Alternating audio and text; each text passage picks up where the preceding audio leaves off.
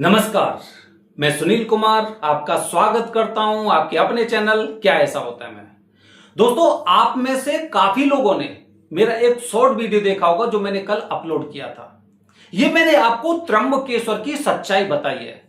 आप में से कुछ लोग ऐसे होंगे जो त्र्यंबकेश्वर में सावन मास के दौरान, नाग पंचमी के दौरान या फिर पितृपक्ष के दौरान आप त्र्यंबकेश्वर जाने वाले हैं।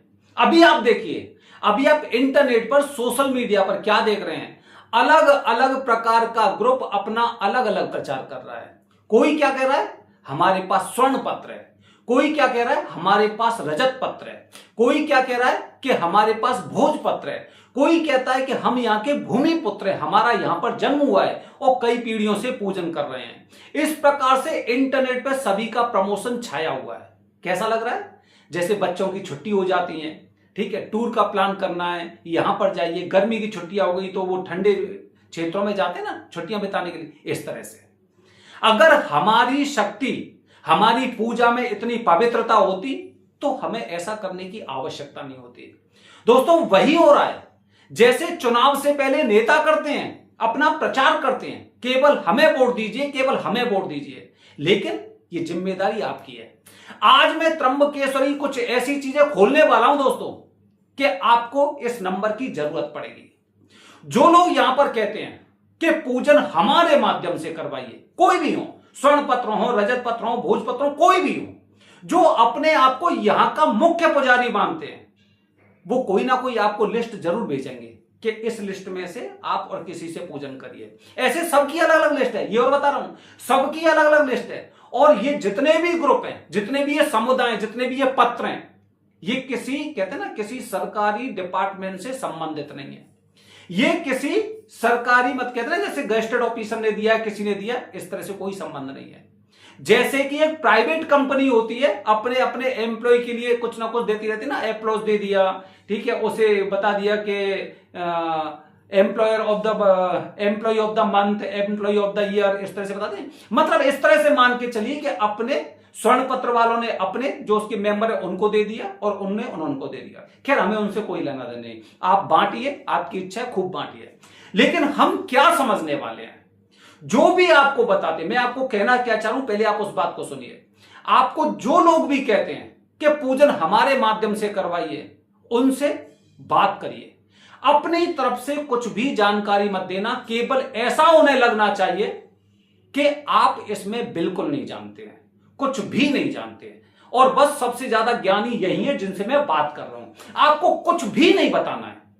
अब आपसे आपको क्या पूछना है कि मुझे पूजन करवाना है, कोई सा भी, काल सर्प दोषो, पितृ दोषो, कोई सा, उनसे पूछिए मुझे क्या क्या लेकर आना है और मेरी दक्षिणा कितनी होगी। ठीक है, केवल ये सवाल पूछिए, और कुछ ज्यादा पूछना ही नहीं है कि मुझे पूजन करना है और दक्षिणा कितनी होगी। अगर वो व्यक्ति केवल यहीं पे जाकर रुक जाता है कि आपका पूजन इतने पैसे में होगा और ये वाले कपड़े लेके आना, कुछ भी नहीं लेके आना, कुछ भी चीज है, ठीक है, बस वहीं पर रुक जाइए, वहीं पर रुक जाइए और उसे मार्क करके रखिए और लोगों को भी बताइए कि पूजा से पहले आपको क्या जानकारी दी गई है। पहली बात, जब आप त्र्यंबकेश्वर पहुंचेंगे, मैं किसी एक व्यक्ति की बात नहीं कर रहा हूं, ऐसे आप करीब 10-20 लोगों का आप संपर्क करके रखिए, सभी से, अलग अलग समुदाय के लोगों से संपर्क करके रखिए। उनमें 10-20 में से हो सकता है एक आध नंबर इतना अच्छा होगा कि वो आपको पूरी जानकारी देगा कि आपका इतना पैसा इस पूजन में लगेगा, इतना पैसा उस पूजन में लगेगा, उतना पैसा उस पूजन में लगेगा, हो सकता है वो दे, ठीक है। खैर, अभी हम यहां पर बात कर रहे हैं, तो आपको बताया एक अमाउंट। अब आप त्र्यंबकेश्वर तो जाने वाले हैं। देखिए, आजकल चीजें क्या हो रही है, एक समय ऐसा था कि जब, जैसे कि आपने देखा होगा, पुलिस डिपार्टमेंट द्वारा जब किसी को हवालात में बंद कर देते, कैसी मारपीट होती थी, पुलिस के खिलाफ कोई कुछ बोल नहीं पाता था, कानून के खिलाफ कुछ नहीं बोल कर पाता था, है ना, इस तरह की चीजें। लेकिन सोशल मीडिया के आने से चीजें सुधरी हैं। इसी प्रकार से पहले मंत्री संतरी क्या करते थे, ये भी आपको पता होगा, किस तरह से उनका दबदबा आता था, या फिर गांव में एक कोई मुखिया होता था, उसके आगे किसी की नहीं चलती थी। लेकिन सोशल मीडिया ने धीरे धीरे करके सब चीज ठीक कर दी। अब जिम्मेदारी हमारी बनती है कि जो व्यक्ति हमें पूरी जानकारी नहीं दे रहा है, जो व्यक्ति पूरी जानकारी, वो किसी को नहीं देगा, और जो व्यक्ति अपने यजमान को पूजा से पहले पूरी जानकारी नहीं देगा, उसे पूजा करने का भी अधिकार नहीं है। अधिकार नहीं है, ना आपकी पूजा ना किसी की पूजा, कोई किसी की पूजा नहीं करेगा। क्यों नहीं करेगा? क्योंकि आप चीजें अपने यजमान से छुपा रहे हैं। ऐसा हुआ है, मैं इसलिए आपको बता रहा हूं। जब आप वहां पे जाएंगे तो आप देखेंगे कि आप एक बहुत बड़ी भीड़ का हिस्सा बना दिया जाए। मैं भीड़ की बात ही नहीं कर रहा, चलो अभी 10 लोग तो होंगे, 20 लोग तो होंगे, ठीक है, 5 लोग तो होंगे ग्रुप में। क्यों? उनसे पूछिए क्या है। मुझे अपनी पूजा करनी थी, मुझे यहां पे कोई कोचिंग सेंटर नहीं खोलना है, मुझे यहां पे मैं किसी सम्मेलन का हिस्सा नहीं होने वाला हूं, मैं उतने ही पैसे लेकर आया हूं। फिर आखिरकार आपने मुझसे ऐसा क्यों बोला? मुझे अब आपसे अकेले में ही पूजन करना है। अब वो हो सकता है जब आप शोर मचाएंगे तो हो सकता है कि वो आपका अकेले में पूजन करने के लिए तैयार हो जाएंगे, लेकिन यहां पे भी रुकना नहीं है। आज आपको चीजें बदलने के लिए आ रहे हैं। त्र्यंबकेश्वर में आप चीजों को बढ़ावा देने नहीं, बदलने के लिए आ रहे हैं। अब आप क्या करेंगे? जब वहां पे आपकी पूजा होगी तो आप देखेंगे सामग्री नई है या पुरानी है, जो फल वगैरह हैं वो कैसे हैं, ये आपको देखने हैं, ठीक है। क्योंकि जो व्यक्ति हमारी इस तरह से पूजन कर रहा है, इसी प्रकार से न जाने कितने सालों से, कितनी पीढ़ियों से ऐसी चीजें चलती आ रही होंगी, वो कार्य में नहीं करना है। दोस्तों यहां पर ऐसा होता है, और काफी लोग तो इतने क्रोधी होते हैं। वो क्रोधी स्वभाव के कारण, आप एक बात बताइए, यदि आप पहली बार पूजन करने जा रहे हैं, उस स्थिति में आपको तो पता नहीं है कौन सा पूजन कैसे होता है, विशेष प्रकार का कुंडली दोष पूजन है। अगर आप पूजा करना ही जानते तो फिर यहां पे क्यों जाते, है ना? फिर तो आप अपने आप कहीं पे ही व्यवस्था कर लेते, है ना? लेकिन यहां पर आए हैं। अब इनका क्रोध अगर आपके ऊपर है तो क्यों पूछिए इनसे, उसी दौरान पूछिए। और अगर ये लोग आपकी बात नहीं मानते तो जो भी इनका समुदाय है वहां पर इनकी कंप्लेंट करिए कि इन्होंने मुझे ऐसा बताया, इन्होंने मुझे पूरी जानकारी क्यों नहीं दी, मैं वहां से यहां तक आया, मेरा इतना पैसा खर्च हुआ, मेरी ठीक से पूजा नहीं हुई है। ये गुस्सा करने लग रहे हैं, पूजित सामग्री से पूजन करें, ये आपकी जिम्मेदारी है। ये सोशल मीडिया का समय, ये क्या है? ये भीड़ का हिस्सा मुझे क्यों बनाया?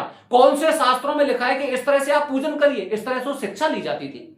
ऐसा पूजन कहां पर बताया? जब एक पूजा में पिता पुत्र नहीं बैठ सकते, माता पुत्र नहीं बैठ सकते, तो ये पूरा समुदाय यहां पे क्यों बैठा हुआ है मेरी पूजा के साथ में? ये आपको पूछना है, और उनके जो मुख्य अधिकारी हो उनसे पूछना है, जो अपने आप को बताते हैं ना कि हम यहाँ के बहुत बड़े पंडित जी हैं, बहुत बड़े सालों से, पीढ़ियों से। और ऐसा सब लोगों की बात नहीं कर रहा हूं मैं, कुछ लोग हैं, कुछ लोग ऐसे हैं जो इस तरह से छुपाकर चीजें करते हैं। ये आपकी जिम्मेदारी दोस्तों, क्योंकि आप यहां पर अपना तो जीवन बदलने जा ही रहे हैं, यहां पे किसी और का रास्ता साफ करने भी जा रहे हैं। ऐसे लोगों को आपको चिन्हित करना है, और चिन्हित करने के पश्चात आपको उनकी शिकायत करनी है। और यदि कोई आपकी नहीं सुनता है तो दिए गए नंबर पर वरदानी पंडित जी ट्रस्ट जरूर इस पे कुछ ना कुछ कार्यवाही जरूर करवाएंगे।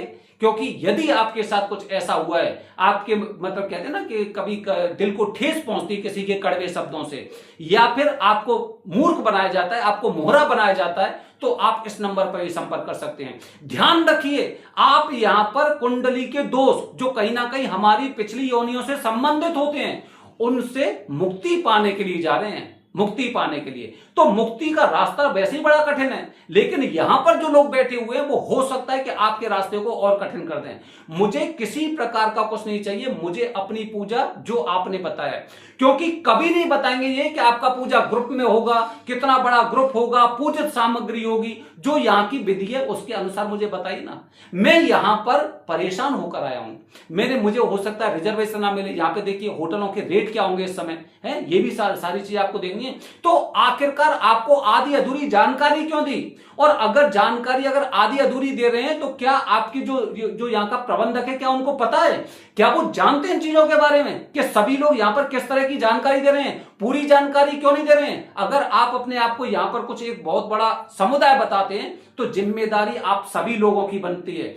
ऐसे लोगों के लिए आपको यहाँ पर जाना है। त्र्यंबकेश्वर में बहुत सी चीजें बदलनी है, त्र्यंबकेश्वर बदलना है, कुछ चीजें बदलनी है जो चीजें छुपी हुई हैं, जो जिस तरह से एक बहुत बड़े भीड़ का हिस्सा बनाकर आपको यहां से मूर्ख बनाकर वापस भेजा जाता है, ये चीजें बदलनी है। जब पिता पुत्र, माता पुत्र दोनों भाई या फिर भाई बहन एक साथ बैठकर पूजन नहीं कर सकते तो ये पूरा समुदाय मेरे साथ पूजन कैसे करेगा? ये आपको उन पंडित जी से पूछना है जिनसे आप संपर्क कर रहे हैं। और ध्यान रखिए, जो व्यक्ति आपको पूरी जानकारी नहीं दे रहा है उसको चिन्हित करना है, जिससे कम से कम कोई और आगे मूर्ख ना बने रहिए हमारे वीडियो के साथ दोस्तों। आने वाली वीडियो में त्र्यंबकेश्वर की कुछ और भी जानकारी आपको देने वाला हूं।